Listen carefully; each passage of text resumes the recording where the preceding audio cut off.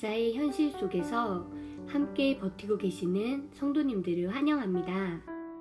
죽음에서 생명으로 이끄시는 하나님을 믿으며 허락하신 오늘 하루도 힘차게 살아내시길 바랍니다. 다 함께 사도신경으로 우리의 신앙을 고백하겠습니다. 전능하사 천지를 만드신 하나님 아버지를 내가 믿사오며 그 외아들 우리 주 예수 그리스도를 믿사오니 이는 성령으로 잉태하사 동정녀 마리아에게 나시고 본디오 빌라도에게 고난을 받으사 십자가에 못 박혀 죽으시고 장사한 지 사흘 만에 죽은 자 가운데서 다시 살아나시며 하늘에 오르사 전능하신 하나님 우편에 앉아 계시다가 저리로서 산 자와 죽은 자를 심판하러 오시리라. 성령을 믿사오며 거룩한 공회와 성도가 서로 교통하는 것과 죄를 사하여 주시는 것과 몸이 다시 사는 것과 영원히 사는 것을 믿사옵나이다. 아멘.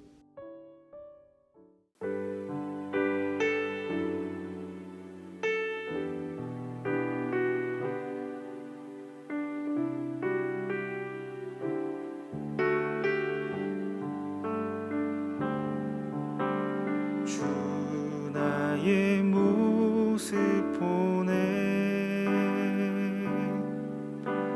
상한 나의 맘 보시네 주 나의 눈물 안에 홀로 울던 맘 하시네 주 사랑 내게 있네 그 사랑이 날 채우네 주 은혜 내게 있네 그 은혜로 날 세우네 세상 소망 다 사라져 가도 주의 사랑은 끝이 없으니 살아가는 이 모든 순간이 주 은혜임을 나는 믿네 세상 소망 다 사라져 가도 주의 사랑은 끝이 없으니 살아가는 이 모든 순간이 주 은혜임을 나는 믿네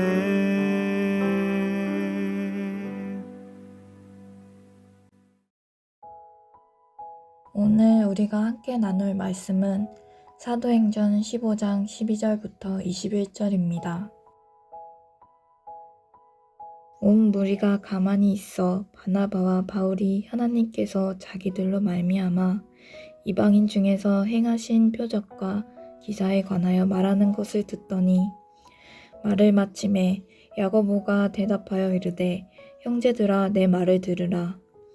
하나님이 처음으로 이방인 중에서 자기 이름을 위할 백성을 취하시려고 그들을 돌보신 것을 시므온이 말하였으니 선지자들의 말씀이 이와 일치하도다 기록된 바 이후에 내가 돌아와서 다윗의 무너진 장막을 다시 지으며 또 그 허물어진 것을 다시 지어 일으키리니 이는 그 남은 사람들과 내 이름으로 일컬음을 받는 모든 이방인들로 주를 찾게 하려 함이라 하셨으니 즉 예로부터 이것을 알게 하시는 주의 말씀이라 함과 같으니라.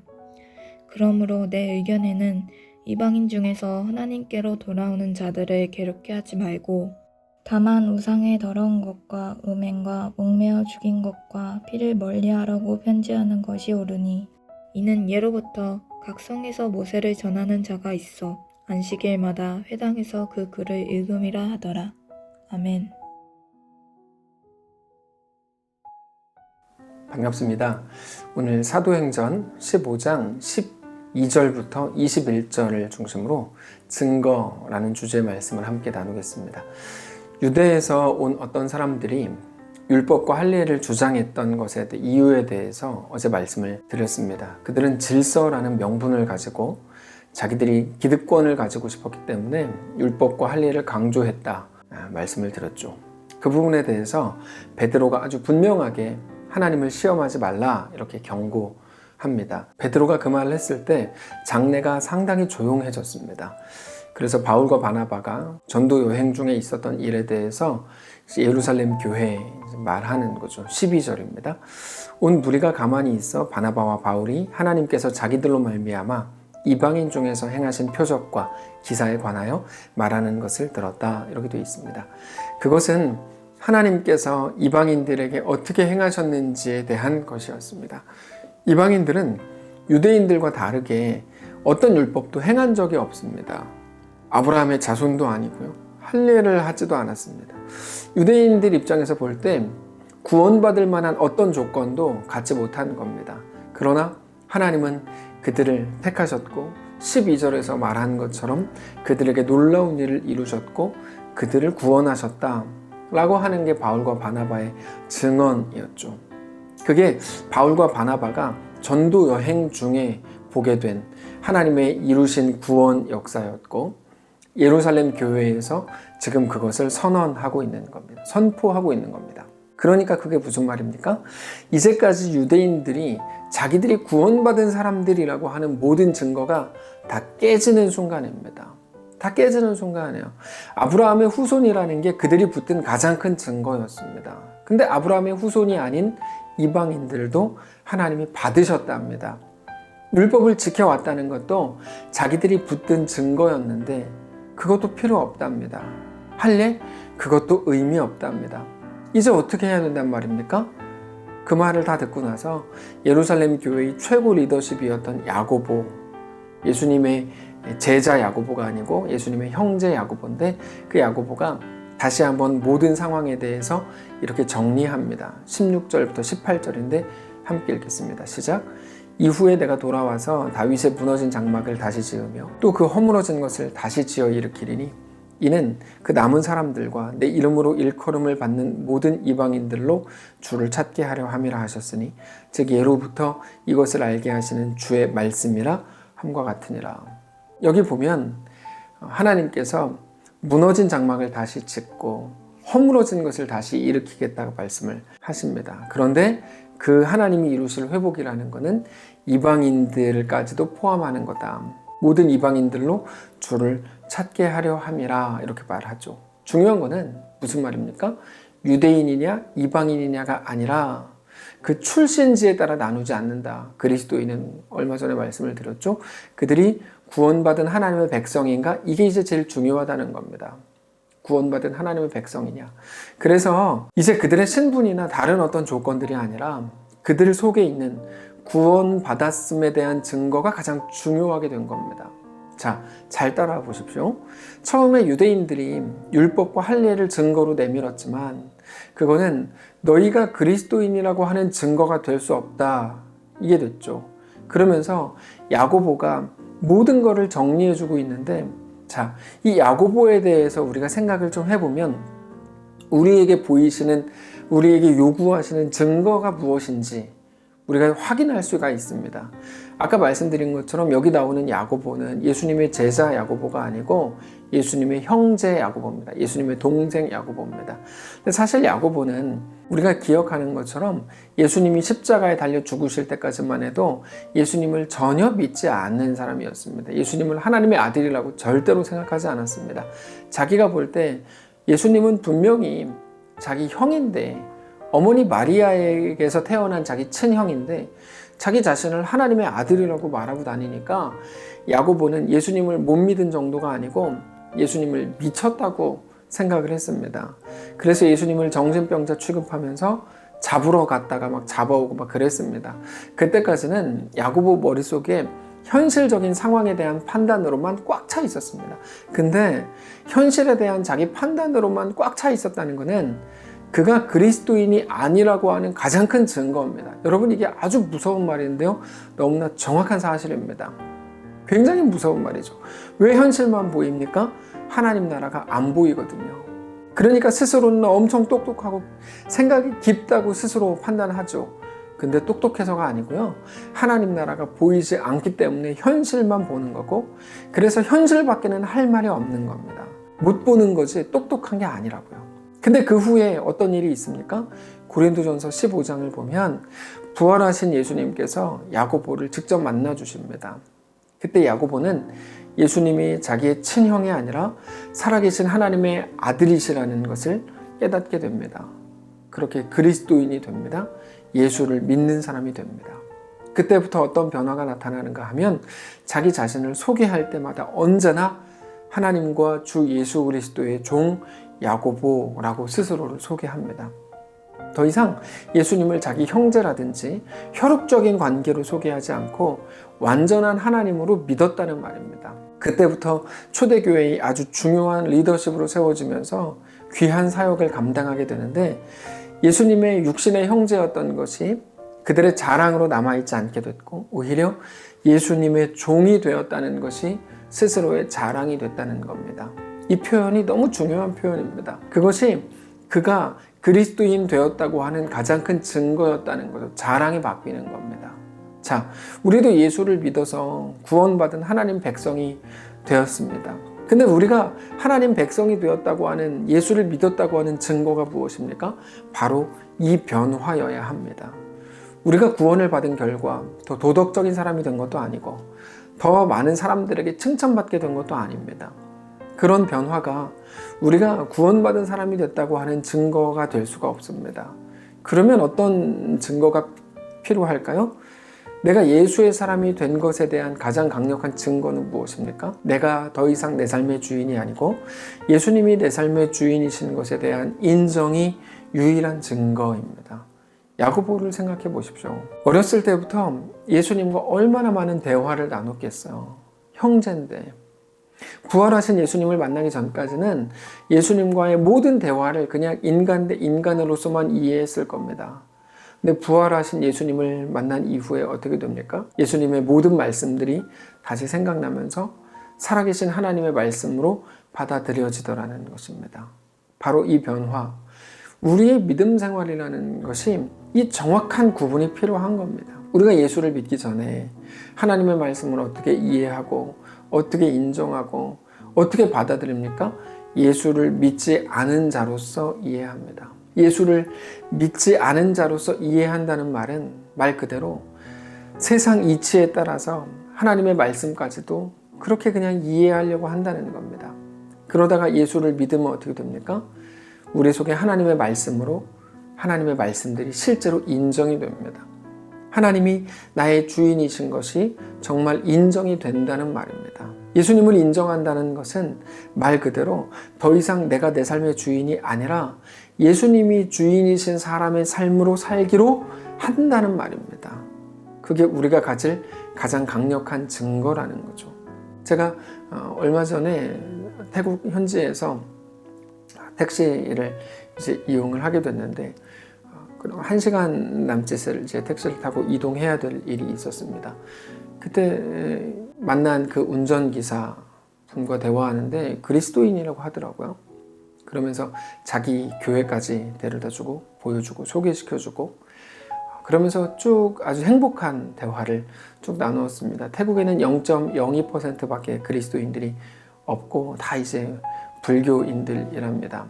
그러면서 한국과 그리고 태국에 있는 기독교 그리고 가정 이야기, 뭐 정말 많은 이야기들을 1시간이니까 뭐 얼마나 길게 나눌 수 있었겠어요. 묵상 노트를 저에게 보여줬어요. 당연히 태국어로 써 있으니까 뭐 아무것도 제가 알아볼 수는 없지만 매일같이 그 그룹이 있는데 그 그룹에서 그분은 택시 운전사지만 대화를 한대요. 말씀을 하나를 갖다 놓고, 우리가 아는 아침 경건회랑 매우 비슷한데 거기서 한 걸음 더 나가서 매일 자기의 묵상을 나누는 노트를 가지고 기록을 하고 사진을 찍어서 매일 전송을 하는 거야. 우리의 현재의 모습은 얼마나 연약할지 모르고 얼마나 부족할지 몰라요. 그러나 그 속에 있는 믿음, 가치관, 하나님을 향한 우리의 삶의 어떤 목적들, 목표들 이런 것들이 너무 뚜렷하니까 믿음을 가지니까요. 많은 것들이 다르게 보이고 많은 것들 속에 다른 것들을 이제 고백하게 되는 거죠. 굉장히 귀하다는 생각이 들었습니다. 전에는 자기의 생업이기 때문에 그것만 나를 존재하기 위해 행하는 모든 일이었지만 이제는 그것이 내 일의 목적이요 목표가 될 수 없고 그 모든 삶의 과정 속에서 하나님과의 동행, 하나님의 은혜를 누리고 나누는 것이 훨씬 더 중요한 일이 됐다고 고백하더라는 거죠. 그게 그가 그리스도인 되었다고 하는 가장 강력한 증거인 거죠. 자, 오늘 우리는 어떻습니까? 예수님에 대해서 얼마나 잘 알고 계십니까? 성경을 100번을 읽으셨습니까? 하루에 기도를 10시간씩 하십니까? 야고보를 보십시오. 그런 것들은 야고보가 스스로 하나님의 백성이 됐다고 하는 가장 강력한 조건이나 증거로서 제시될 수 없다고 야고보가 이야기하고 있는 겁니다. 오히려 야고보의 경우에는 예수님에 대해 너무 잘 알고 있다고 생각하는 것. 나는 예수님의 형제야. 내가 30년을 예수님이랑 같이 살았어. 라고 하는 그런 식의 생각이 그의 영혼을 막아설 뿐이죠. 그랬던 그가 언제 하나님의 온전한 백성으로 세워집니까? 부활하신 예수님을 만나고 그 앞에 엎드릴 때였죠. 그렇게 자기 자신에 대해서 죽고 예수님이 주인이신 삶을 살기로 할 때 자기를 먹여 살리는 모든 것들에 대해서 그것이 내 삶의 유일한 목적이라고 생각했던 것을 끊고 이제는 그 어떤 것도 나에게 목적이 될 수 없고 하나님과 관계, 하나님을 깊이 사랑하는 것이 유일한 목적이 되기로 할 때, 그래서 더 이상 나는 예수님의 형제다라고 말하지도 못하게 될 때, 그때 그 속에서 하나님의 역사하시는 하나님의 사람이 되더라는 겁니다. 전에는 누군가가 자기에게 야, 너 예수 믿어야 돼 라고 얘기할 때 야, 나 예수님의 형제야, 예수님이 우리 큰형님이야, 이게 자랑이었을 겁니다. 누군가의 그것과 같죠. 몸에 할례를 새겼어. 나 율법을 평생 지킨 사람이야. 나 4대째 기독교인이야. 야, 우리 아버지가 뭐 어떤 직분이고, 야, 내가 어떤 봉사를 했어. 예수님의 표현대로는 나는 뭐를 했고, 선지자들의 이름으로 말씀을 전했고, 난 귀신을 내쫓았고. 근데 그게 증거가 안 된다는 겁니다. 증거가 안 된다는 거야. 야고보는 이제 그런 것으로 자기 자신을 높일 마음이 없었습니다. 이제 무엇으로도 증거를 삼거나 자기를 높일 마음이 없었습니다. 그럼 무엇으로 자랑을 삼습니까? 오직 예수 그리스도가 나의 주인이신 것, 내가 그리스도의 종이 된 것, 그가 나를 위해 십자가에 못 박히신 것 뿐입니다. 바울은 그것을 이렇게 말합니다. 갈라디아서 6장 14절 한 목소리로 읽겠습니다. 시작. 그러나 내게는 우리 주 예수 그리스도의 십자가 외에 결코 자랑할 것이 없으니 그리스도로 말미암아 세상이 나에 대하여 십자가에 못 박히고 내가 또한 세상을 대하여 그러하니라. 예수 그리스도와 그의 십자가 외에는 어떤 것도 나의 자랑이 되지 못한다. 이게 성도가 가질 가장 진실한 고백이라는 겁니다. 그러면서 내 삶을 이제 예수와 하나님 나라를 위해 다 내어드리기로 한 것이 내가 그리스도인이 된 가장 큰 증거다 라고 말하는 중입니다. 사랑하는 성도 여러분, 오늘 우리의 삶에 이런 변화, 이런 고백이 있게 되시기를 바랍니다. 어디에서요? 우리 삶의 정황에서요. 우리 삶의 현실 속에서요. 여전히 걱정하지 않으면 안 되는 그 모든 상황 속에서 이 고백이 있게 되시길 바랍니다. 오늘 우리가 하나님의 온전한 백성이요 주의 성도들로 그렇게 세워지고 확인되는 거룩한 날들이시기를 주님 이름으로 축복합니다. 기도하겠습니다. 살아계신 하나님, 오늘 우리가 그리스도인 된 증거를 마음에 다시 한번 갖게 되길 원합니다. 우린 여전히 고통 속에 있고 힘겨움 속에 있고 걱정하지 않으면 어쩌면 하루를 버텨낼 힘이 없는 그런 상황 속에 있는지도 모릅니다. 그러나 이 속에서도 그 어떤 것보다도 오직 하나님이 나의 소망이요 나의 유일한 힘이요 예수 그리스도가 나를 위해 십자가에 못 박히신 것, 나를 사랑하는 나의 구주가 되신 것만이 유일한 자랑임을 깨닫고 고백하는 모든 성도들 될 수 있도록 인도하여 주옵소서. 연약한 우리를 돌보시고 불쌍히 여겨주시고 주 앞에 온전히 세워지는 귀한 성도들 다 되게 하옵소서. 내일 주일입니다. 오늘 잘 준비하고 기대하며 기다리고 그렇게 또 내일 예배를 통하여 주님께 나아가고 하나님을 기쁘게 감격적으로 경배하는 귀한 날 되도록 축복하시옵소서. 여전히 어려움과 힘겨움 가운데 있는 성도들 위로하시고 붙드시고 하나님의 놀라운 은혜가 그들 가운데 더해지게 하옵소서. 감사드리며 살아계신 예수님의 이름으로 기도합니다. 아멘.